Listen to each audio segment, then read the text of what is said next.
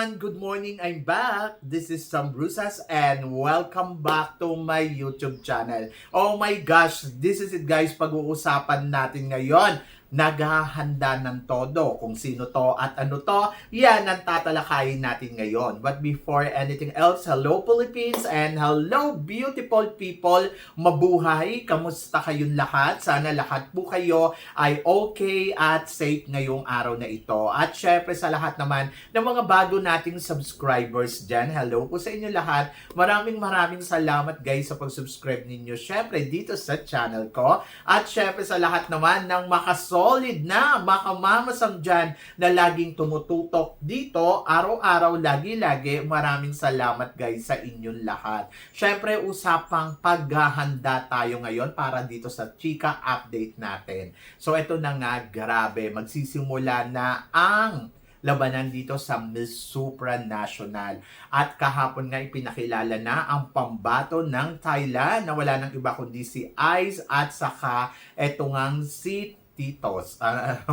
Titos ba? Yes, Titus. O, yon. So, grabe. So, kahapon nakita ko yung kanilang press con para sa paglaban nila dito sa Supranational at talaga namang masasabi ko, iba ang pambato ng Thailand ngayon. Malakas ang laban nila para sa kompetisyon ng Miss Supranational. Alam naman natin si Ice ay isa to sa mga rampadora dito sa Thailand. Minsan na natin siyang napanood nang lumaban siya sa Miss Universe Thailand. At masasabi ko, iba din ang kalibre nito. Parang CJ Opiasa ng Thailand to no?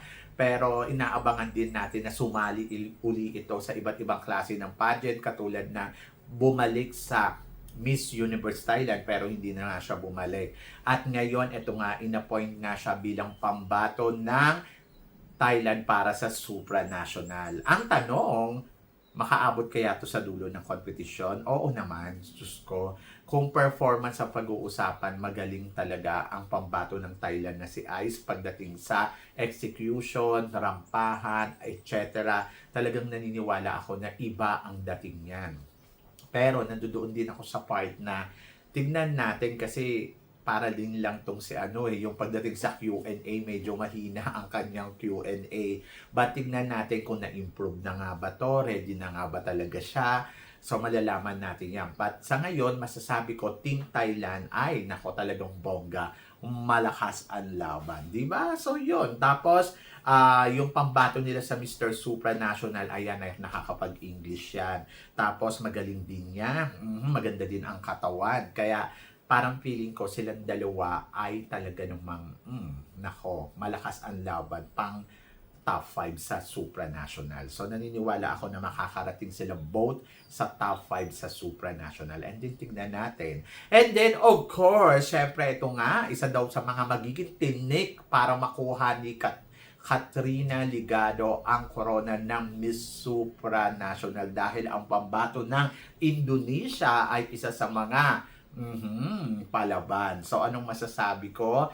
Actually, in-stock ko siya yesterday, yung pambato ng Indonesia. Nakalimutan ko yung name. And then, ang masasabi ko, malakas. Maganda. Mukhang may ibubuga. Bukod doon sa magaling sa Q&A, syempre, may ibubuga talaga sa competition na to. At excited ako dahil tingnan natin kung ano ang makikita natin sa darating lalabanan nila sa Supranational. So, kumpiyansa ako na ang Team Asia ay talaga namang may ibubuga. Ang tanong, mananalo ba si Katrina Ligado? To be honest, pagdating doon sa ni Katrina Ligado doon sa nakaraang interview niya sa Supra Chat, hindi ako na-impress sa kanya. Ayun yung totoo dahil parang feeling ko hindi siya ganun kabongga sumagot sa mga tanungan.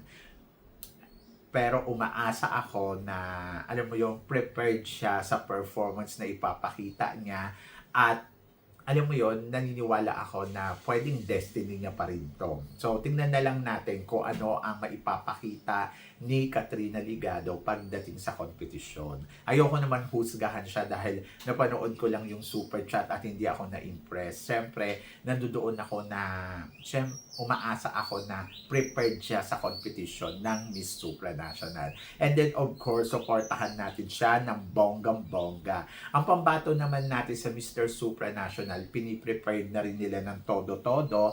At ayun, naniniwala naman ako na may ibibigay naman or may ibubuga naman sa kompetisyon.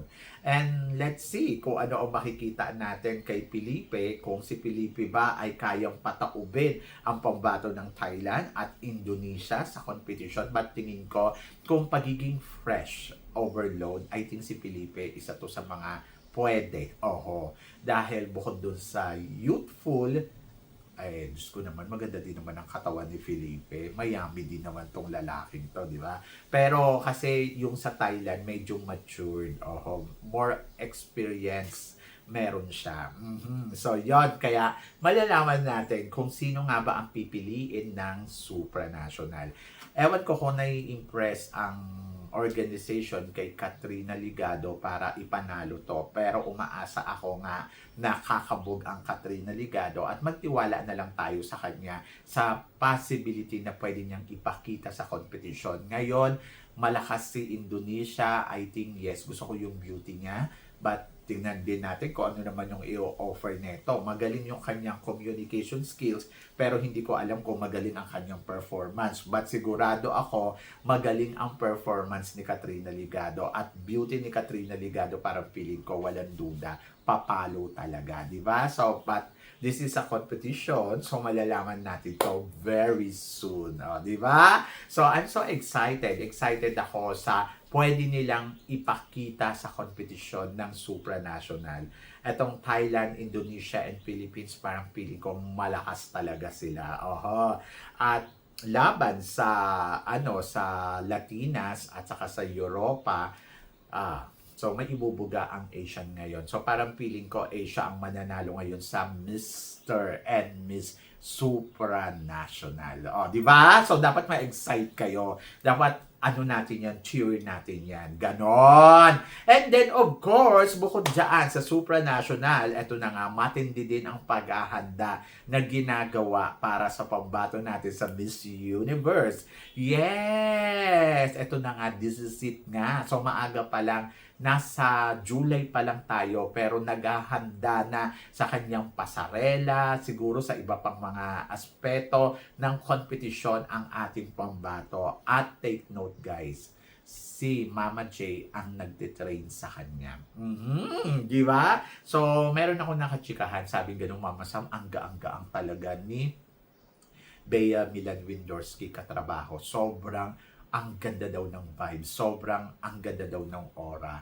Kaya, feeling ko Mama Sam mananalo talaga siya. Ito yung chika sa akin, ang kachikahan ko na nakatrabaho si Bea Milan Windorski kamakailan lang.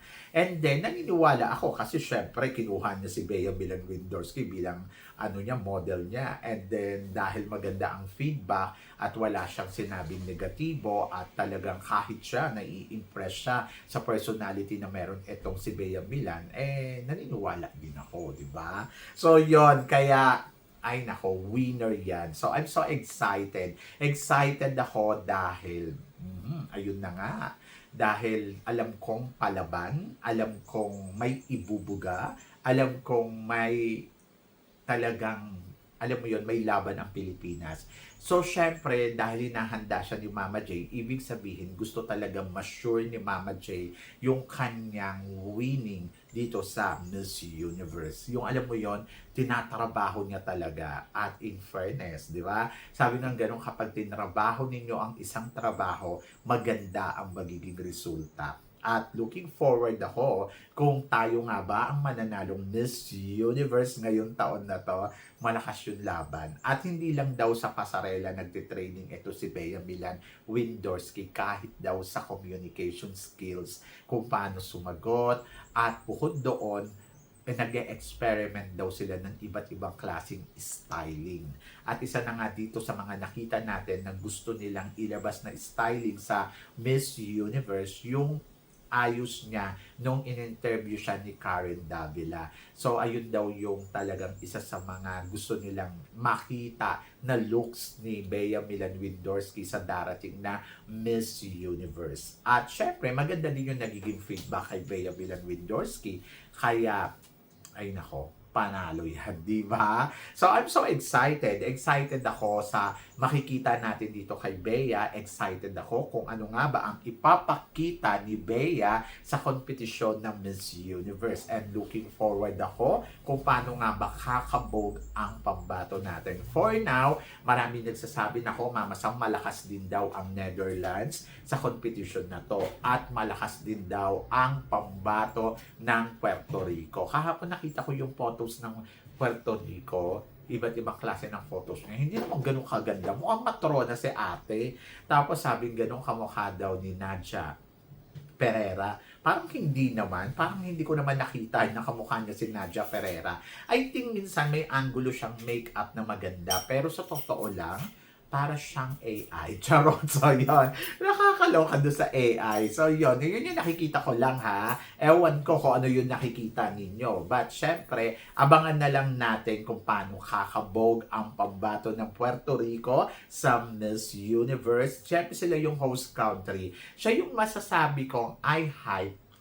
So, hype siya sa kasi Myanmar. Kasi yung, alam mo yun, yung parang hindi naman ako nalalakasan sa kanila. Pero push na push talaga. Strong lang yung personality niya. Pero nandoon ako sa part na parang feeling ko hindi siya ang kukuning Miss Universe kasi wala ko nakikitang Miss Universe aura. Ang lakas na nga maka-Miss Grand eh. Mas natatakot pa ako pag dumating si Spain. Kasi sabing gano'n, si Spain daw. Ito yung nakalaban ni CJ Opiasa. Medyo parang ang tingin ko sa kanya, mukhang kakabog. Kasi yung beauty niya talagang maganda yan in person talaga. Diyosa yan. Ayun, possible na yun pa ang maging isa sa mga tinik para kay Bea Milan Windorski. Pero mahina din yung performance niyan. Pero yung beauty niyan, mukhang mamahalin, mukhang ginto. Kaya yung mga nababalitaan natin, baka daw sa ulo daw ng Europa ibibigay ang corona. Maaaring pwedeng isa sa mga maging tinik talaga dito ay si Spain. Kasi naman, yung nakita ko din yan in person, akala ko yan din yung mananalong Miss Grand. Kasi nga yung beauty niya talagang, alam mo yun, prototype doon sa mga kinukuha like Isabela Minin, mga ganon.